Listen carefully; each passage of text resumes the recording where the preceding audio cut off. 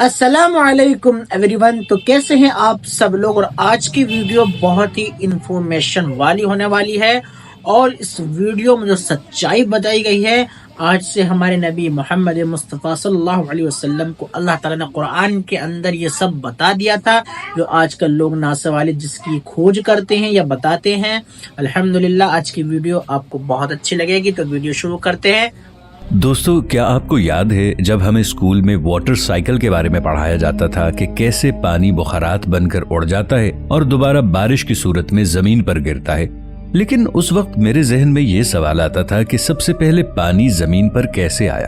آج کی طبیات اس قابل ہو چکی ہے کہ وہ اس سوال کا جواب دے سکے، جیسے کہ مشہور امریکی فلکیات دان کارل ایڈورڈ سیگن نے یہ دعویٰ کیا تھا کہ زمین پر پانی اس وقت آیا جس وقت ستاروں کی پیدائش ہوئی تھی۔ توانائی ایک خاص سیریز میں جل کر اس ستارے کو ایک پیاز جیسی شکل میں ڈھال دیتی ہے، جس کی وجہ سے مختلف مراحل میں کئی بڑے بڑے ایلیمنٹس بننے لگتے ہیں، اور ان بھاری ایلیمنٹس کی وجہ سے یہ ستارہ پھیلتا ہے۔ سب سے آخری ایلیمنٹ جو ایک ستارے کے مرکز میں بنتا ہے وہ آئرن یعنی لوہا ہے، جو اس ستارے کو مزید دباؤ سے روکتا ہے اور جس کی وجہ سے وہ ستارہ مزید پھیلنے کی صلاحیت کھو دیتا ہے۔ تب وہ ستارہ گیسوں سے بھرے ایک پھولے ہوئے بال کی طرح بن جاتا ہے، اور اس عمل کے بعد اس ستارے میں انرجی بننا ختم ہو جاتی ہے، کیونکہ ایک ستارے کی انرجی اس کے اندر جوہری توانائی کے مسلسل جلنے کی وجہ سے ہوتی ہے۔ لیکن جب لوہا اس ستارے کے مرکز پر قابض ہو جاتا ہے تو تب یہ سلسلہ رک جاتا ہے، کیونکہ لوہا جلتا نہیں ہے، اور تب ایک ستارہ اپنے اندر موجود انرجی کو خالی کر دیتا ہے، اور یہی ایک ستارے کا اختتام ہوتا ہے۔ اپنے اختتام کے وقت ایک ستارہ زوردار دھماکے سے پھٹ جاتا ہے جسے سپر نووا کہا جاتا ہے، اور سپر نووا کے بعد ایک ستارے کا صرف مرکز یعنی کور اس ستارے کے ملبے کی شکل میں باقی رہ جاتا ہے۔ تب وہ ملبہ ایک نیوٹرون سٹار یا ایک پلسر سٹار کہلاتا ہے۔ ایک نیوٹرون سٹار میں موجود مادے سے اگر ہم ایک کھانے کے چمچ کے برابر مادہ لیں تو یہ ایک چمچ مادہ ماؤنٹ ایورسٹ جتنا وزنی ہوگا۔ وہ سپر نووا اس ستارے کے اندر موجود ایلیمنٹس کو کائنات میں پھیلا دیتا ہے، اور یہ وہی ایلیمنٹس ہوتے ہیں جن سے دوسرے ستارے، سیارے اور ہماری زمین پر موجود ہر چیز بنی ہوئی ہے، یہاں تک کہ ہمارا جسم بھی۔ 2014 کے ایسٹرو فزکس جرنل میں شائع ہونے والی ایک ریسرچ کی مالک گور اینابل البیگوچ اور ان کی ریسرچ ٹیم نے پھٹ کر بکھرنے والے ستارے کو کائناتی سیمنٹ مکسچر قرار دیا تھا۔ اپنی تحقیق میں انہوں نے یہ مشاہدہ کیا کہ جب ایک بہت بڑا ستارہ ختم ہو جاتا ہے تو اس ستارے سے بھاری تعداد میں ایلیمنٹس خلا میں ملبے کی صورت میں بکھر جاتے ہیں، اور حیران کن طور پر ان کا ماننا ہے کہ سیمنٹ میں موجود ایلیمنٹس اس ملبے میں موجود ایلیمنٹس سے ملتے ہیں۔ مطلب اس ستارے کا ملبہ یا دھول صرف دھول ہی نہیں ہے، بلکہ یہ سیمنٹ کی طرح سخت دھول ہوتی ہے جو پانی کے ساتھ مل کر مضبوطی سے جڑ جاتی ہے۔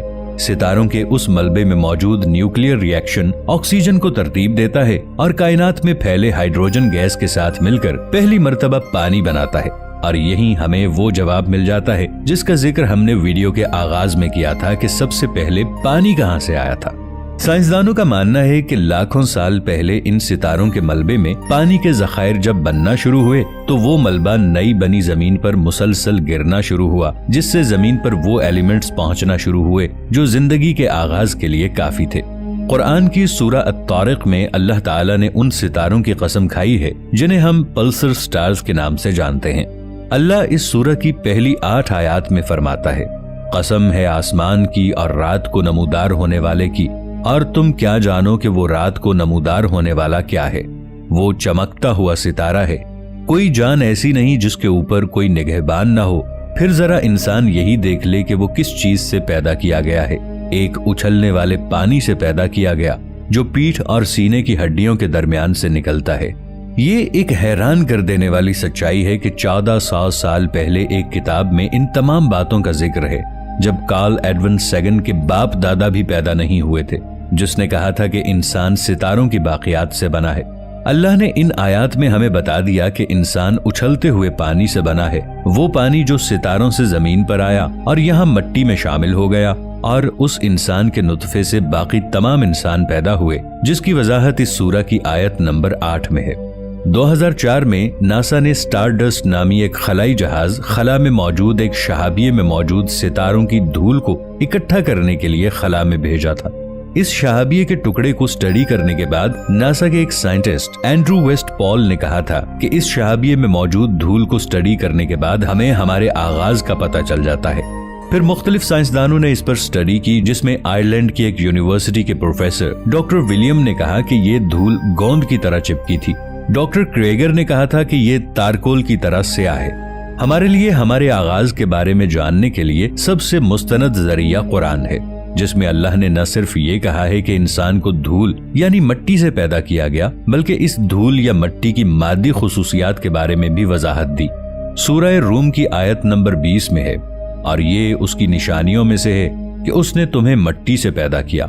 सूरतुस साफ़ात की आयत 11 में है, बेशक हमने इन लोगों को चिपकने वाले गारे से पैदा किया। फिर सूरतुल हिज्र की आयत 26 में है, बेशक हमने इंसान की तख्लीक सड़ी हुई मट्टी के सूखे गारे से की जो पहले स्याह बदबूदार हो चुका था। 1859 में चार्ल्स डार्विन ने नजरिया इर्तका पेश किया। इस नजरिए के मुताबिक हयाती अजसाम अपनी बका के लिए खुद को माहौल के मुताबिक तब्दील कर लेते हैं। डार्विन ने अपने नजरिए में इंसान की बात नहीं की थी, मगर बहरहाल उसका नजरिया हर जानदार शय पर लागू होता है, बशमूल बनी नौ इंसान के। डार्विन के नजदीक तमाम जानदार अपनी हयात को तब्दील करते रहते हैं अपने अतराफ के माहौल में जिंदा रहने के लिए।